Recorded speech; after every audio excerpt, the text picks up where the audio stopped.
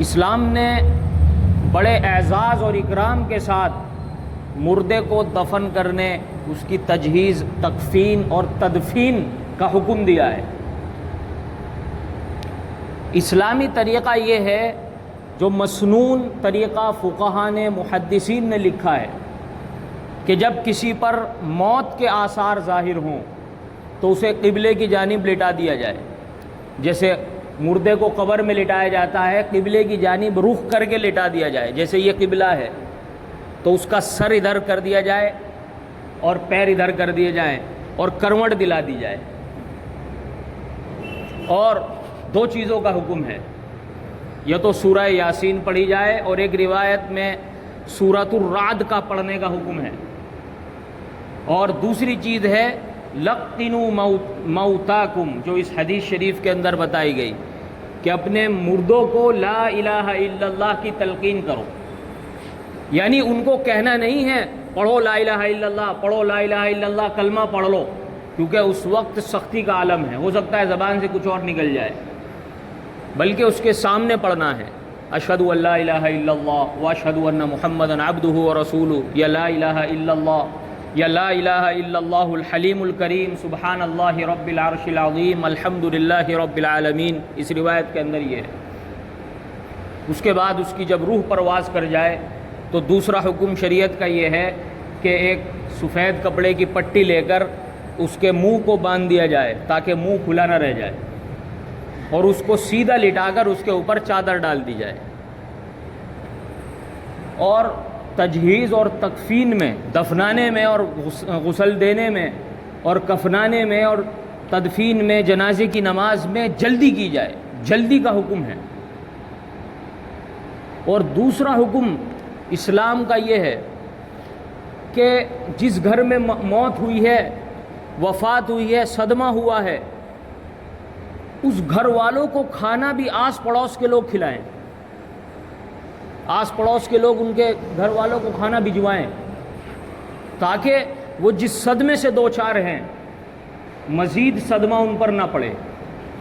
آج ہمارے اندر، معاشرے کے اندر کیا خرابی پیدا ہو گئی، مرنے کے بعد ایسی دعوتیں چلتی ہیں جیسا کہ ولیمے کی دعوت ہوتی ہے، گلیکسی کے چاول، بہترین فریش مرغے کا گوشت، اور اس کے لیے بہترین طباخ کو اور بہترین پکانے والے کو بلایا جاتا ہے، دیگیں چڑھتی ہیں، چولہے چڑھتے ہیں، چولہے لگائے جاتے ہیں، دیگیں چڑھ رہی ہیں، برتنوں کے کھنکنے کی آوازیں آ رہی ہیں جیسے ولیمہ ہو رہا ہو، اور پھر آس پڑوس کے رشتہ دار اور آس پڑوس والے ایسے دعوت میں شریک ہوں گے، پورے دسترخوان بچھیں گے جیسے کوئی خوشی کا موقع ہو، پڑوسی بھی کھا رہے ہیں، بجائے اس کے کہ وہ پڑوسی ان کے گھر میں کھانا بھیجتے، وہ پڑوسی انہی کے گھر آ کر کھانا کھا رہے ہیں۔ بہترین قورمہ، اگر بریانی بن گئی تو اس کے ساتھ رائتہ، سلاد بھی ہوتی ہے، اور بعض جگہ تو بریانی کے ساتھ ساتھ نان قورمے بھی چلنے شروع ہو گئے۔ ناجائز، حرام، بدعت، مکروہ تحریمی، جس کی کوئی اصل، کوئی بنیاد نہیں ہے، یہ الفاظ فقہا نے استعمال فرمائے۔ فقہا نے صرف اتنی گنجائش دی ہے کہ جو رشتہ دار دور سے آئے ہیں ان کے کھانے کا نظم کیا جائے، ان کے کھانے کے لیے کھانا پکایا جائے، وہ بھی سادہ کھانا، آس پڑوس والوں کے لیے اور ان رشتہ داروں کے لیے جو شہر کے ہیں، ان کے لیے وہ کھانا کھانا اور اس دعوت میں شریک ہونا جائز نہیں ہے، جائز نہیں ہے۔ دور سے جو رشتہ دار آئے ہیں اور ان کا رکنا ضروری ہے میت کے گھر والوں کو تسلی دینے کے لیے، ان کے لیے وہ کھانا کھانا جائز ہے، کیونکہ ان کے کھانے کا نظم کیسے ہوگا، وہ رکیں گے۔ باقی حضرات اپنے گھر جائیں، اپنے گھر جا کر کھانا کھائیں، لیکن ہوتا یہ ہے کہ جس گھر میں میت ہو جاتی ہے اس میں بہترین کھانے بنیں گے، دسترخوان بچھیں گے، کھانے کا نظم، ہاتھ پکڑ پکڑ کر زبردستی آئیے بیٹھیے، آئیے بیٹھیے، یہ نظام کہاں سے چلا؟ یہ سب ناجائز، حرام، بدعت اور مکروہ تحریمی ہے۔ اس کھانے میں شرکت کرنا، یہ کھانے پکوانا سب غلط ہے۔ ایک صدمہ تو اس پر ان گھر والوں پر موت کا پہلے سے ہی ہے، اور مزید ڈبل خرچہ یہ ڈال دیا کہ اس کو وہ کھانا بھی پکا کر کھلائے، اور اگر نہ پکائے تو لان تان، تشنی، تانے، برا بھلا کہنا کہ وہاں گئے تھے کہ پانی کو بھی نہیں پوچھا کسی نے، بھائی تو نہ جاتا تو یہی بہتر تھا، تجھے پانی کی شکایت ہو رہی ہے، تو نہ جاتا تو بہتر تھا، تو وہاں اس کو تسلی دینے کے لیے گیا تھا یا کھانا کھانے یا پانی پینے کے لیے گیا تھا؟ جنازے میں شرکت کرنا اور پھر تدفین میں شریک ہونا بڑی فضیلت کی بات ہے۔ روایات کے اندر آتا ہے، اللہ کے نبی صلی اللہ علیہ وسلم کی حدیث مبارکہ ہیں کہ جو شخص کسی میت کے جنازے میں شرکت کرتا ہے اللہ تعالیٰ اسے 1 قیرات ثواب عطا فرماتے ہیں، اور جو دفن میں شریک ہوتا ہے، قبرستان جاتا ہے، اس کو 2 قیرات ملتے ہیں۔ صحابہ نے پوچھا یا رسول اللہ قیرات کیا ہے؟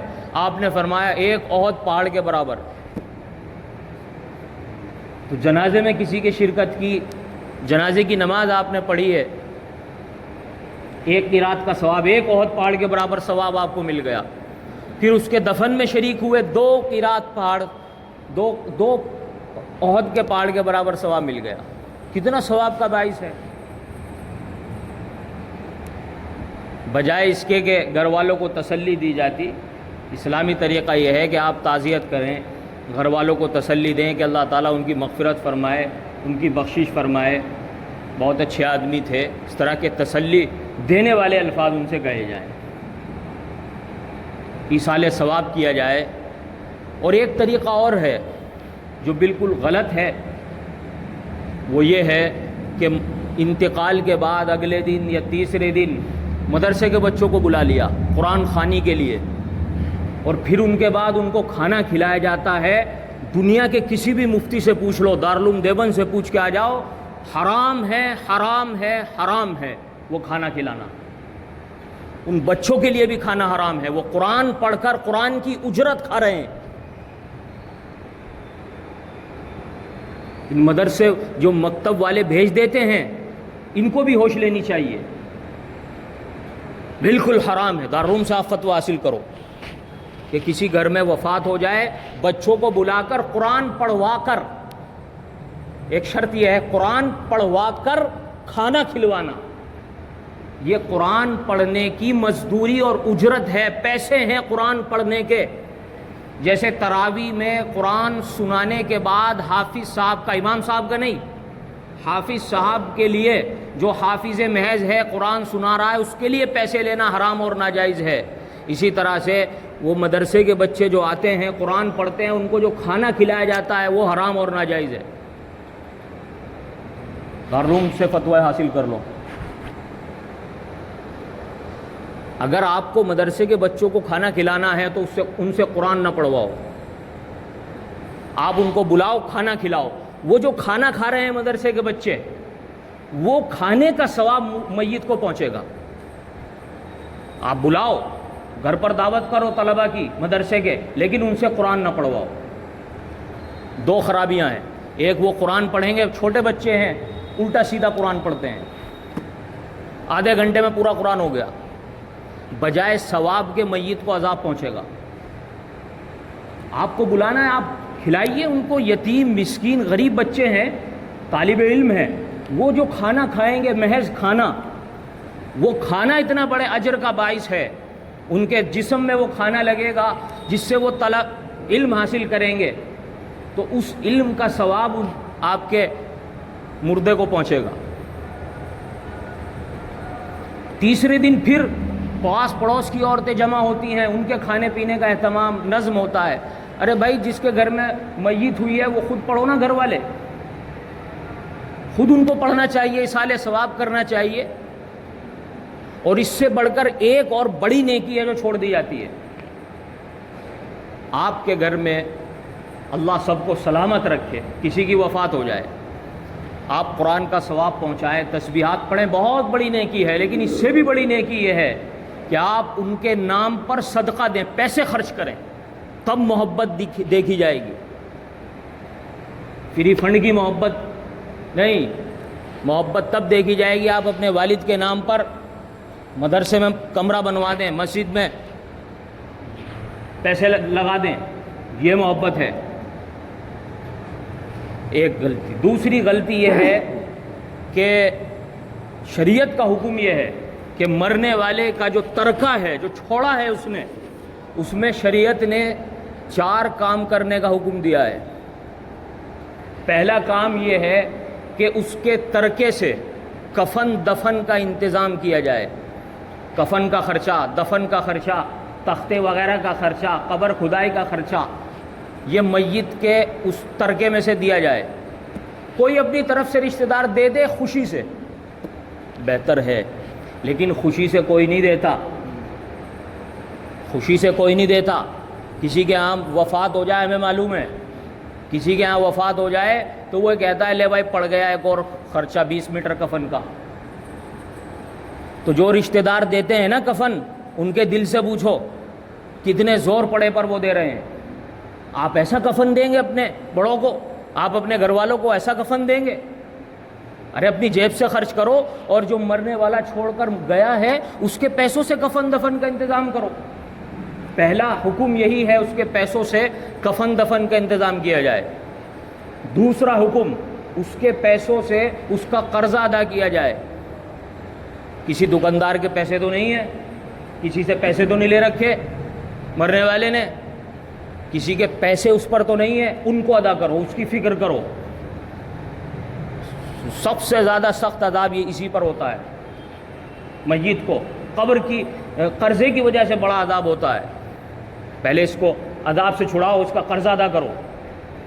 تیسرا کام، مرنے والے نے کوئی وصیت تو نہیں کی کہ میری طرف سے مسجد میں دے دینا، میری طرف سے مدرسے میں دے دینا، یہ میری طرف سے فلاں کو اتنے پیسے دے دینا۔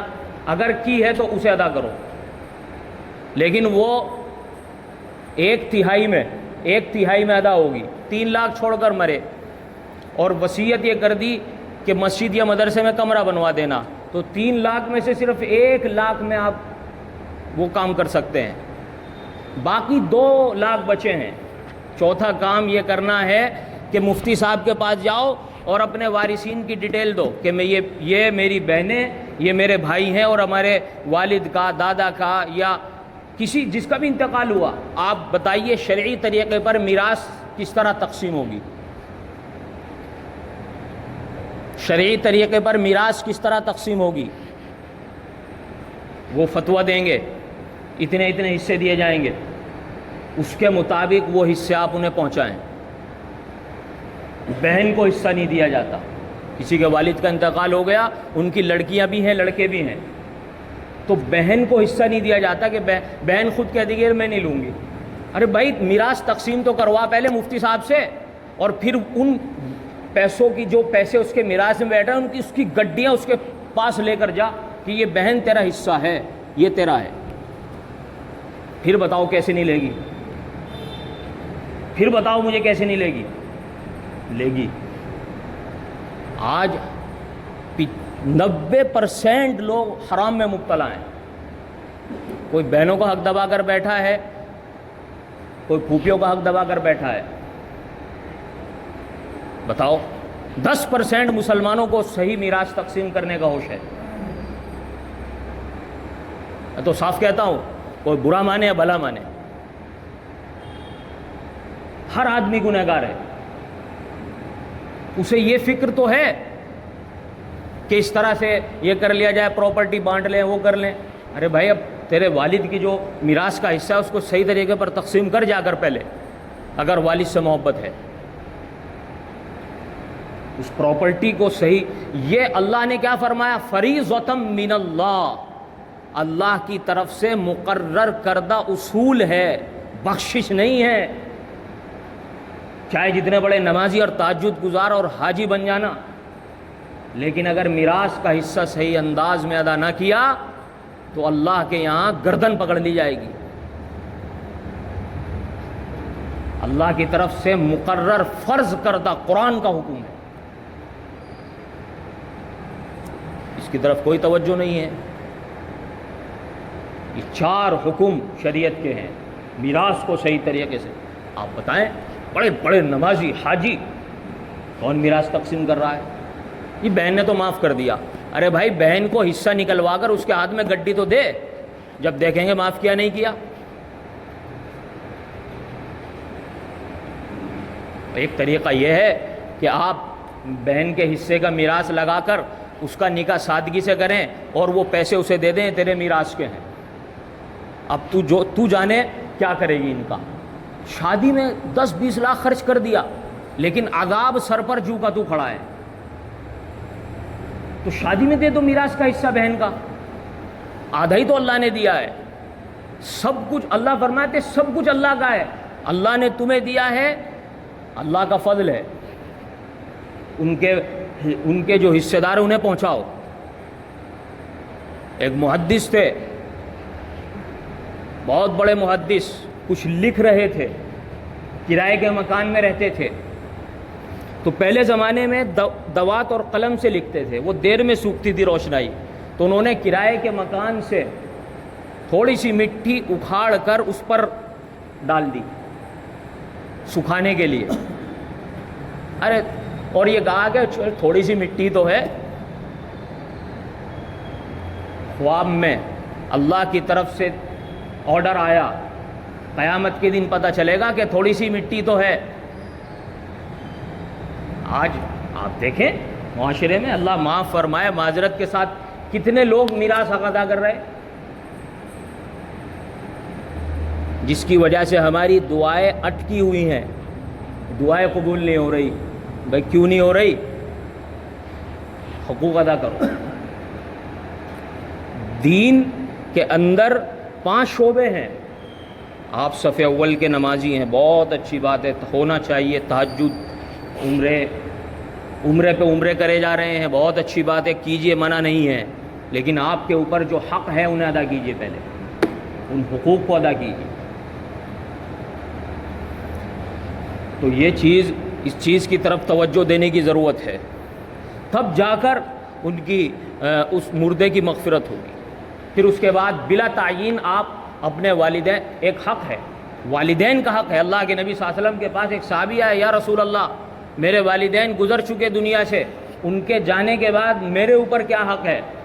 آپ نے فرمایا الصلاۃ علیہما والاستغفار لہما، اپنے والدین کے لیے دعائے رحمت کر، اپنے والدین کے لیے استغفار کر، سچے دل سے بتاؤ جس کے والد اس دنیا سے جا چکے ہیں، کیا کسی نماز کے بعد اس کے دل میں یہ دعا آئی، اے اللہ میرے والدین کی مغفرت فرما، اے اللہ میرے والدین پر رحمت نازل فرما؟ بتاؤ۔ حالانکہ یہ حکم اللہ کے نبی نے دیا، یہ حق ہے والدین کا، ہر نماز میں آپ ان کے لیے اے اللہ میرے والدین کی پر رحمت نازل فرما، ان کی مغفرت فرما۔ وَإِنْفَاذُ عَهْدِهِمَا، تیسرا حق یہ ہے کہ انہوں نے کوئی وعدہ کر رکھا ہے کسی سے، اسے پورا کیا جائے۔ چوتھا حق یہ ہے کہ والدین کے جو دوست ہیں، والد کے جو دوست ہیں، والدہ کی جو سہیلیاں ہیں، ان کے ساتھ محبت رکھی جائے، ان کے ساتھ اسی طرح سے محبت اور تعلق رکھا جائے جیسے والد صاحب رکھتے تھے۔ یہ والدین کا حق ہے۔ اسی طرح سے ان کی قبر پر گاہ بگاہ جانا، وقتاً فوقتاً جانا، زیارت کے لیے جانا، ان کو ثواب پہنچانا، یہ والدین کا حق ہے۔ سال 6 مہینے 2 سال کے بعد آدمی بھول جاتا ہے، تو یہ والدین کے حقوق ہیں، انہیں ادا کرنا چاہیے۔ ہر نماز میں آپ معمول بنائیں، اور روزانہ کا معمول بنائیں، کم از کم 3 مرتبہ قل هو اللہ احد پڑھ کر، اے اللہ، مختصر، زیادہ لمبی چوڑی دعا کی ضرورت نہیں، اے اللہ جو کچھ میں نے پڑھا اس کا ثواب میرے والد صاحب کو، اور اگر دونوں فوت ہو چکے میرے والدین کو پہنچا، بس اتنا کہیں اجمعین۔ یہ بہت ہے، یہ لمبی چوڑی دعائیں کرنا، شہدائے بدر اور شہدائے احد اور شہدائے خندق، اس کے چکر میں آدمی مختصر بھی بھول جاتا ہے۔ ٹھیک ہے، وہ بھی منع نہیں ہے، آپ کیجئے، پہنچائیے سب کو ثواب، مختصر کچھ بھی آپ نیکی کریں، 10 روپے دے دیں کسی غریب کو، اے اللہ اس کا ثواب میرے والد کو پہنچا دے، 5 روپے دے دیں، اے اللہ میرے والد کو اس کا ثواب پہنچا دے۔ یہ حق ہے والدین کا دنیا سے گزر جانے کے بعد۔